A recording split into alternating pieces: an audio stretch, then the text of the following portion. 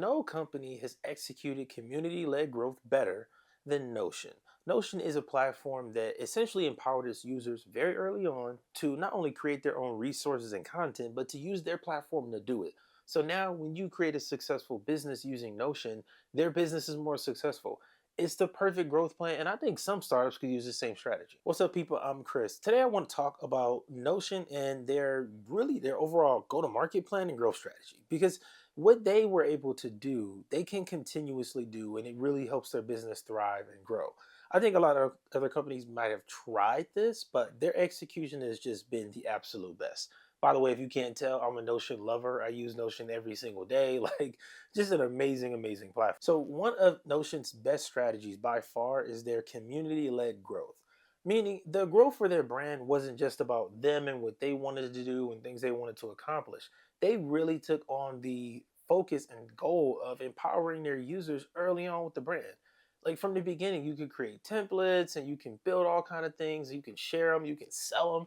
Like, that's just incredible. That level of user generated content is amazing because now when people create their own thing on your platform and then they go and market it and give it away or sell it, now that makes your platform even more valuable. It's even more useful so that other people are being drawn to it. You create this kind of massive network effect, right? If I create a journaling template and then I post it on a channel where I get, let's say 1 million views on a video, and then 10,000 people go and check out that template, you just got 10,000 more potential users. Even if it's just on a freemium level, like that's incredible. And if you search YouTube right now, you're going to see a ton of people who have channels dedicated just to Notion, teaching you how to use Notion, showing you what kind of templates you can make, selling their own stuff. Like is and I've seen it from creators to founders to developers to people studying for exams, like college students. Everybody uses this platform. And I think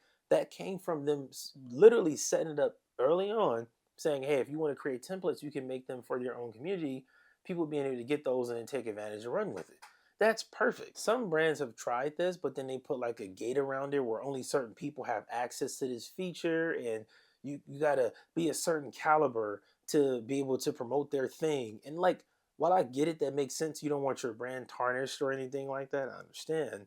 It's also a bad look because now you're telling me I have to reach a certain level. And what's to say I don't just go and use another platform to do the same thing I was going to do on here?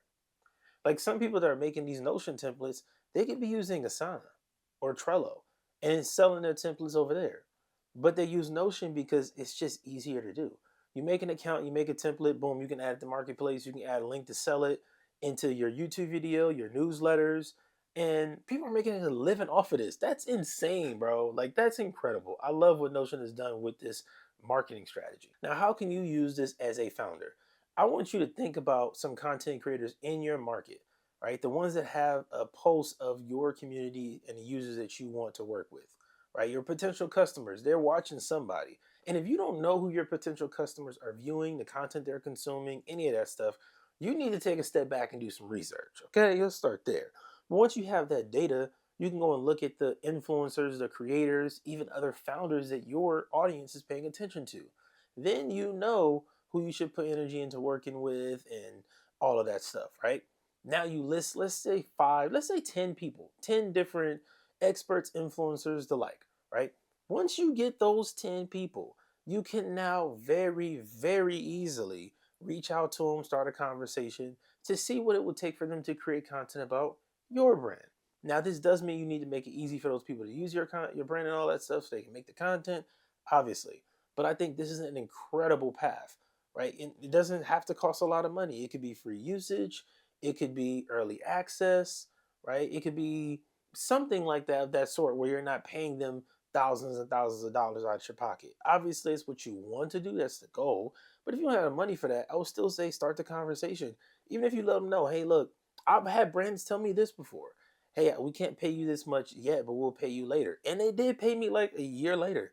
It worked out very well. So I think if you took that approach with just good faith and you're connecting with a lot of experts, influencers in your market, you can have some user generated content for your brand. Then once you get that, you can put it on your website, your social pages, run ads with it, all of that. Like that's what you want to get to. I think every brand should be trying to use some type of user generated content as fast as possible. By the way, if you are a startup founder looking for more ideas on how you can use content to market your startup, check out the Hindsight Marketing newsletter. It's linked down in the description box down below. Yes, it is free, easy access. Go and sign up. Another incredible aspect of Notion's marketing strategy is education. I know a lot of brands are against this. Like, you don't want to have to educate people on how to use your product. And I agree. I don't think you should be trying to change people's minds in that way, where you have to teach them something completely new and different, because that's really hard to do. It's a whole uphill battle. What you should be doing, though, is taking the things that they want to do, that they want to learn about, that they're searching for on Google, and then solving that problem using your product, right? Take Zapier, for example. If you Google any Zap, can I plug this app with this app? Zapier pops up at the top with a blog post telling you how to do it. Notion is the same way, right? Where they put together blog posts on how you can do this to be more productive, how you can plan content better, all of that stuff. Think about how powerful it is to have a blog of 100 posts, and you're covering the main things you know your target customer is searching for.